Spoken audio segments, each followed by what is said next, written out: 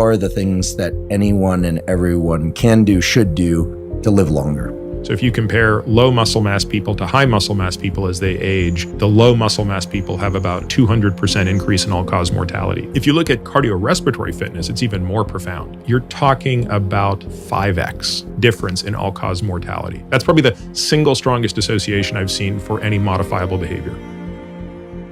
So let's start with a couple of the things that you've already highlighted. So smoking. How much does smoking increase your risk of all-cause mortality? Smoking is approximately a 40% increase in the risk of ACM. It doesn't mean your lifespan is going to be 40% less. It means at any point in time standing there, your risk of death is 40% higher. So now the question is how do you improve? So what are the things that improve those? So now here we do this by comparing low to high achievers on other metrics. So if you look at low muscle mass versus high muscle mass, what is the improvement? And it's pretty significant. It's about 3x. So if you compare low muscle mass people to high muscle mass people as they age, the low muscle mass people have about a 3x hazard ratio or 200% increase in all-cause mortality. Now, if you look at the data more carefully, you realize that it's probably less the muscle mass fully doing that, and it's more the high association with strength. And when you start to tease out strength, you can realize that strength could be probably 3.5x as a hazard ratio, meaning about 250% greater risk. So they're usually using grip strength, leg extensions, and wall sits, squats, things like that. Okay. So how long can you sit in a squatted position at 90 degrees without support would be a great demonstration of quad strength. A leg extension, how much weight can you hold for how long relative to body weight, things like that. We have a whole strength program that we do with our patients. We have something called the SMA, so it's the Strength Metrics Assessment, and we put them through 11 tests that are really difficult. Like a dead hang is one of them. How long can you dead hang your body weight, stuff like that. So we're trying to be more granular in that insight, but tie it back to these principles. If you look at cardiorespiratory fitness, it's even more profound. So if you look at people who are in the bottom 25% for their age and sex in terms of VO2 max, and you compare them to the people that are just at the 50th to 75th percentile, you're talking about a 2x difference roughly in the risk of ACM. If you compare the bottom 25% to the top 2.5%, so you're talking about bottom quarter to the elite for a given age, you're talking about 5x, wow, 400% difference in all-cause mortality. That's probably the single strongest association I've seen for any modifiable behavior.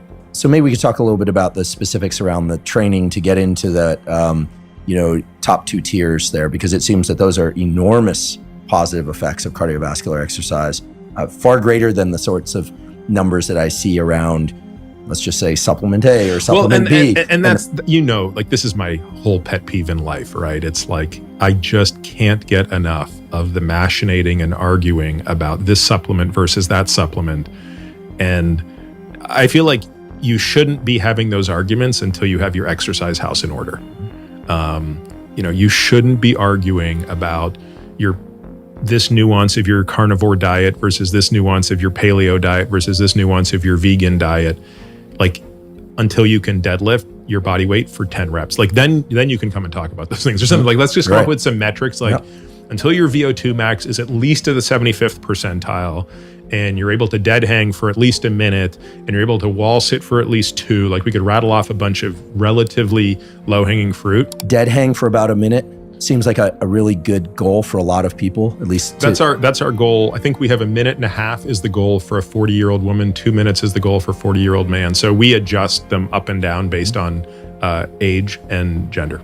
Great. And then the wall sit, what are some numbers? We don't use a wall sit. We do as just a straight squat, air squat at 90 degrees. And I believe 2 minutes is the standard for both men and women at 40. Great. And then because for some people thinking in terms of VO2 max is a little more complicated, they might not have access to the equipment or to measure it, et cetera. What can we think about in terms of cardiovascular? So run a mile at 7 minutes or less, 8 minutes or less? That's a good question. So there are really good VO2 max estimators online, and you can plug in your activity du jour. So be it a bike, run, or rowing machine, and it can give you a sense of that. And I don't I used to know all of those, that's okay. but now that I just actually do the testing, I don't recall them. But it's exactly that line of thinking. Like, can you run a mile in this time? If you can, your VO2 max is approximately this. And then you mentioned deadlifting body weight 10 times. I just made that one up. That's not one that we include, but something like that. We use farmer carries. So we'll say for a male, you should be able to farmer carry your body weight for, I think we have 2 minutes. Right. So that's half your body weight in each hand. You should be able to walk with that for 2 minutes. For women, I think we're doing 75% of body weight or something like that. Yeah. It's basically grip strength. It's mobility. I mean, again, walking with that much weight for some people initially is really hard. We use different things like vertical jump, ground contact time, if you're jumping off a box, things like that. So it's really trying to capture, and it's an evolution, right? Like, I think the test is going to get only more and more involved as we get involved, because it took us about a year. Beth Lewis did the majority of the work to develop this. Beth runs our strength and stability program in the practice. And, basically I just tasked her with, like, hey, go out to the literature and come up with all of the best movements that we think are proxies for what you need to be like the most kick-ass, what we call centenarian decathlete, which is the person living in their marginal decade at the best.